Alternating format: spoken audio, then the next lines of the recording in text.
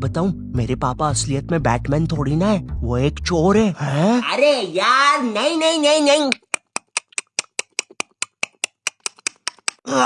Uncle मत करो, sir घूम रहा है। जरा मुझे उससे बात करने दो। टिम्मी बेटा, ये चोर वाली बात अपने घर तक ही रखनी है, सबको बताना नहीं है। तुम इसे जरा समझा दो, जब इसका नया बॉयफ्रेंड बनेगा तो उसे ये चोर वाली बात पता नहीं चलनी चाहिए। और ये तुम्हारे माता पिता कुछ कमाते धमाते नहीं है क्या? तिजोरी से बस एक ही गड्डी मिली, उन्हें बोलो कुछ कमाए धमाए। ओके अंकल, बोलो उन्हें जरा कुछ कमाए धमाए। या आजकल के लोगों ने भी वैसे टिम्मी, मेरे पापा भी एक पुलिस वाले हैं। शर्मा जी को 1000 बार बोला है मुझे रात में ड्यूटी पे नहीं बुलाए, मेरा पेट खराब हो जाता है। वो क्या है, सलवार में कृष की खबर बिज्जू है? आखिर भड़मुंजी का है क्या? जांग पे मार दी रे, ब्लेडर भी फोड़ दिया, माई रे। टिम्मी, लगता है तुम्हारे पापा मर गए।